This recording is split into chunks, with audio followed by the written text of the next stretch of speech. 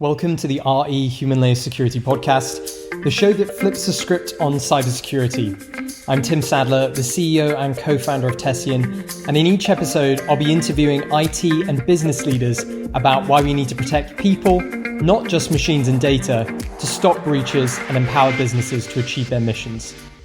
In this episode of the RE Human Layer Security podcast, I'm joined by Tim Fitzgerald, the Chief Information Security Officer at Arm and former Chief Security Officer at Symantec. Now, Tim believes that people are inherently good, and to think of employees as the weakest link when it comes to cybersecurity is underserving. Tim thinks employees just want to do a good job. Sometimes mistakes happen, which can compromise security, but rather than blaming them, Tim urges leaders to first ask themselves whether they've given their people the right tools and they've armed them with the right information to help them avoid these mistakes in the first place. In this interview, we talk about the importance of changing behaviors, how businesses can make security part of everybody's job, and how to get boards on board. I hope you enjoy it. As the CISO of Arm, then, what are some of the biggest challenges that you face, and how does that affect the way you think about your security strategy? Yeah, a couple of, so the challenge, I guess our challenges are, not to be trite, but there's sort of opportunities as well. By far the biggest single challenge we have is Arm's ethos around information sharing. As I noted before, we have a belief, and I think it has proven out to be true over the 30 plus years that Arm has been in business, that their level of information sharing has allowed Arm to be extraordinarily successful and innovative. So there's no backing up from that as an ethos of the company. But that represents a huge amount of challenge because we give a tremendous amount of personal freedom for how people can access our information and our systems, as well as how they use our data to share both with internally with our peers, but also with our customers who we're very deeply embedded with. We don't sell a traditional product where they buy it, we deliver it to them, and then we're done. The vast majority of our customers spend years with us developing their own product based on our intellectual property. And so that the level of information sharing that happens in a relationship like that is quite difficult to manage, actually, to be candid. Yeah, it really sounds like you've been balancing or having to think about not just the effectiveness of your security strategy or your systems, but also that impact to productivity of employees. So has human layer security been part of your strategy for a long time at Arm or even in your career before Arm? My career before Arm at Symantec, Symantec was a very different company, more of a traditional software sales company. It also had 25,000 people who thought they knew more about security than I did. So that presented a unique challenge in terms of how we worked with that community. But even at Symantec, I was thinking quite hard about how we influence behavior.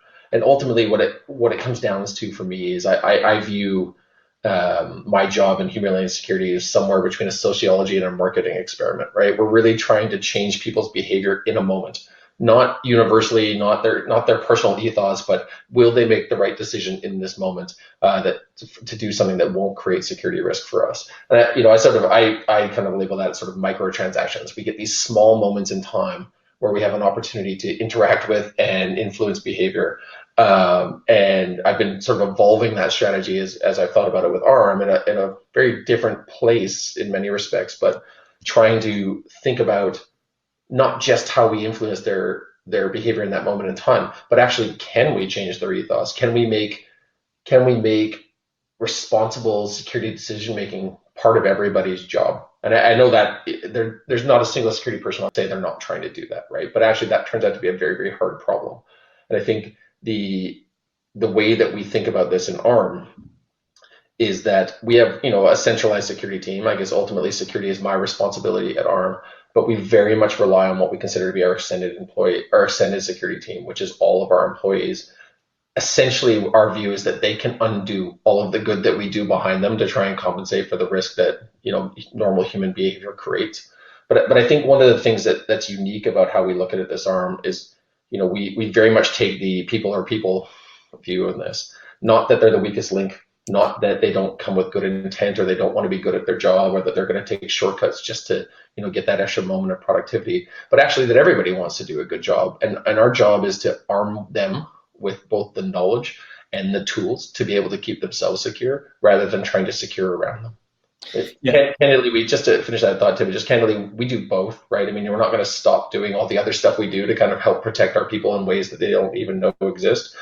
But the idea for us here is actually that we have rare opportunities to empower our employees to take care of themselves.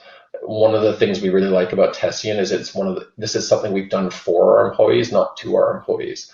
It's a tool that is meant to keep them out of trouble. Yeah, I think that's a really, really good point, Tim. And, I think a lot of what you're talking about here as well is just security culture and really establishing a great security culture as a company. And I love that for employees rather than to employees. I mean, it sounds like this really, you have to, at the core of the organization, be thinking about the concept of human error in the right way when thinking about security decision making. I guess thinking that people are always going to make mistakes, and as you said, it's just because they are people. Could you maybe walk us through a bit more about how you think, or what advice you might have for some of the other organizations that are on the line today about how they might talk to their boards or their other teams about rationalizing this risk internally and working with the fact that our employees are only human? Yeah. It's actually for me, this has been the most productive dialogue we've had with our board and our executive around security. I think most of you on the phone will recognize that when you go in and you start talking about the various technical layers that we have that are available to protect our systems, the eyes glaze over pretty quickly, and they really just want to know whether or not it works. The human security problem is one that you can get a lot of passion on, in part because I think it's an unrecognized risk in the boardroom that while the insider, meaning sort of the traditional insider threat that we think about, which is a person who's really acting against our best interest, can be very, very impactful. At least at ARM, and certainly in my prior career, the vast majority of issues that we have and that have caused us harm over the last several years have been people who do not wish us harm. They've been people just trying to do their job and making mistakes or doing the wrong thing, making a bad decision at a moment in time, and trying to figure out how we help them not to do that is a much more difficult problem than trying to figure out how to put in a firewall or put in DLP. So we really try and separate that conversation. There are a lot of things we do to try and catch that person who is truly acting against our best interest. But that actually, in many ways, that is a totally different problem than at ARM, what accounts for more than 70% of our incidents and certainly more than 90% of our loss scenarios is people just doing the wrong thing. And making the wrong decision, not that they were actively seeking to cause harm. And if I might just give a couple of examples, because I think it helps bring it home.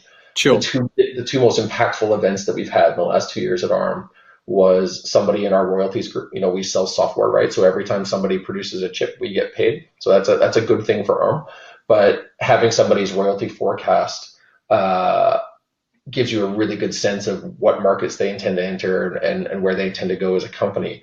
And most of our customers compete with each other because they're all selling similar chips off our design into various formats. So having one customer having somebody else's data would be hugely impactful. And in fact, that's exactly what we did not that long ago is somebody, one of our royalty people pulled down some pertinent information for a customer into a spreadsheet and then fat-fingered an email and send it to the wrong customer, right? They sent it to Joan at customer X instead of Joan at customer Y. That turned out to be a hugely impactful event for us as a company because this was a major relationship, and because we essentially disclose strategic roadmap from one customer to another. Completely avoidable scenario, and in a situation where that employee was trying to do their best for their customer and ultimately made a mistake. I think thanks for sharing that example with us. I think it's a really, really good point. I think for a long time in security, we were talking about insider threat and people immediately think about malicious employees or malicious insiders. And I think it's absolutely true what you say that, the reality is that most of your employees are, trustworthy and want to do the right thing, but they sometimes make mistakes. And when you're doing something as often as, say, sending an email or sharing data, the errors can be disastrous, and they can be frequent as well. Yeah. And I think about it a lot. And that last part, Tim, is the frequency that really gets us, right? So insider threat, that really bad guy who's acting against our best interest. We have a whole bunch of other mechanisms that, while still hard, We have some other mechanisms to try and find them. That's infrequent, high impact. What we're finding is that the person who makes a mistake is high frequency, medium to high impact. And so we're getting hammered on that kind of stuff. And the reason we came to Tessian in the first place was to address that exact issue. And as I really believe in where you guys are going in terms of trying to address the risk associated with people making bad choices versus acting against our interest. This concept of high frequency, I think, is super interesting. And one of the questions I was actually going to ask you was around that, it's almost like insecurity, hackers and cyber attacks get all the attention because these are the scary things. And naturally, it's what, boards want to talk about and executives want to talk about. And almost accidents seem less scary, so they get less focus. But this frequency point of how often we share data, we send emails, it has analogies in other parts of our lives as well, with like, we don't think twice before we get in a car, but actually, it's very easy to, have human error there, and things can also be really bad. Do you think that we need to do more to educate our boards, our executive teams, and our employees to actually sort of open their eyes to the fact that inadvertent human error or accidents can be just as damaging as attackers or cyber attacks? Yeah, it depends on your organization, but I would suggest that generally we do need to do more.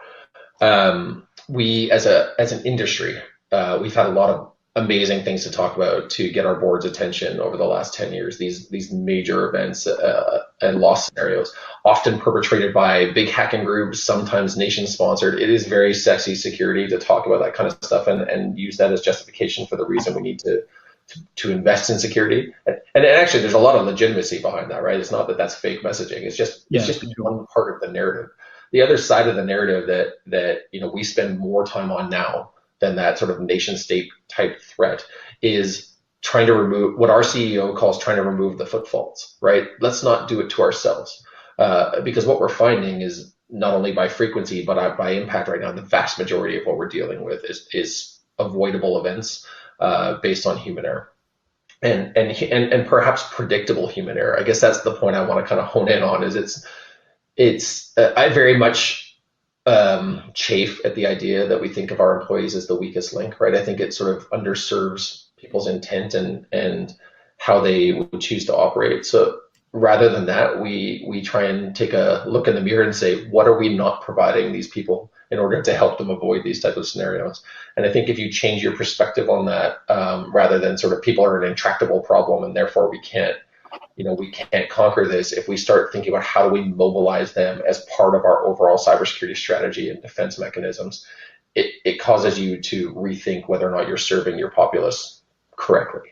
And I think in general, not only should we be talking to our senior executives and boards more clearly about where real risk exists, which for most companies is right in this zone, but we need to be doing more to help those people combat that rather than just sort of, I think casting blame that the average employee is not trustworthy or will do the wrong thing. I'm an optimist, so I genuinely believe that's not true. I think if we give people the opportunity to make a good decision and we make the easiest path to get their job done in the secure path, they will take it. That is our job as security professionals. Yeah, I think the huge point there, and the word that was jumping out for me is this concept of empowerment. And I think about it is strange sometimes when you look at a lot of security initiatives that companies deploy, how we almost don't factor in that concept of the impact we'll have on an employee's productivity. And I guess at Tessian, we're great believers that the greatest technology we've created has really empowered society. So it's made people's lives better. And we think that security technology should not only keep people safe, but it should do it in a way that empowers them to do their best work. When you were sort of thinking about how to solve this problem of inadvertent human error on email, people sending emails to the wrong people, or dealing with the issue of phishing and spear phishing, what consideration did you have of like the other solutions that were out there? What did Tessian address for you that you couldn't quite address with those other platforms? Yeah, couple of things. So coming from Symantec, as you might expect, I used all of their technology extensively. And one of the best products Symantec has to offer is their DLP solution. So I'm very, very familiar with that. And I would argue we had one of the more advanced installations in the world running internally at Symantec. So I'm extremely familiar with the capability of those technologies. I think what I learned in my time in doing that is when used correctly against sort of a finite environment, a finite data set, that type of solution can be very, very effective of kind of keeping that data where it's supposed to be and understanding movement in that ecosystem. When you try and deploy that broadly, it has all the same problems as everything else. Is that you start to run into the inability of the DLP system to understand where that data is supposed to be. Is this person supposed to have it based on their role and their function? It's not a smart technology like that. So you end up trying to write these very, very complex rules that are hard to manage. What I liked about Tessian is it gave us an opportunity to use the machine learning in the background to try and develop context about whether or not something that somebody was doing was either atypical or perhaps just by the very nature, maybe it's not atypical, maybe it's actually part of a bad process, but by the very nature of the type of information they're sending around and the characteristics of that information, we can get a sense of whether or not what they're doing is causing us risk. So it doesn't require us to be completely prescriptive about what we're looking for. It allows us to learn with the technology and with the people on what normal patterns of behavior look like, and therefore intervene when it matters, and not sort of having to react every time an alert bell goes off. So, we to be clear, we still use DLP in limited circumstances, but what we found is that was not a really viable option for us, particularly in the email stream, to be able to accurately identify when people were doing things that were risky versus, moving a very specific data set that we didn't want them to. Yeah, that makes a ton of sense. And then if you're thinking about the future and sort of, what you hope Tessian can actually become, where does it go from here? What's the opportunity for Tessian as a human layer security platform? Yeah, I recall back to talking to you guys kind of, I guess, last spring. And one of the things I was poking at was you have all this amazing context of what people are doing in email. And that's where people spend most of their time, and it's where most of the risk comes from for most organizations. So how can we turn that into beyond just, making sure someone doesn't fat finger an email address, or they're not sending a sensitive file where it's not supposed to go, or the other use cases that come along with Tessian? Can we take the context that we're gaining through how people are using email and creating more of those moments in time to connect with them, become more predictive, where we start to see patterns of behavior of individuals that would suggest to us that they are either susceptible to certain types of risk, or are likely to take a particular action in the future? There's a tremendous amount of knowledge that can be derived from that context, particularly if you start thinking about how you can put that together with what would traditionally be kind of the behavioral analytics or the UEBA type space.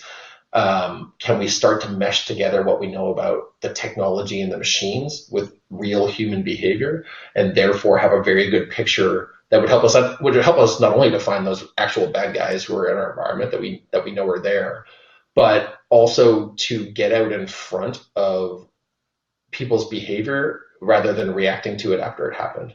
That for me, that's kind of the holy grail of what this could become, is to get, if not predictive, at least start leading us towards where we think risk exists and allowing us an opportunity to intervene before things happen. That's great, Tim. Thanks so much for sharing that with us. It was great to understand how Tim has built up his security strategy so that it aligns with and also enhances the overall ethos of the company. That more information sharing equals a more innovative and a more successful business.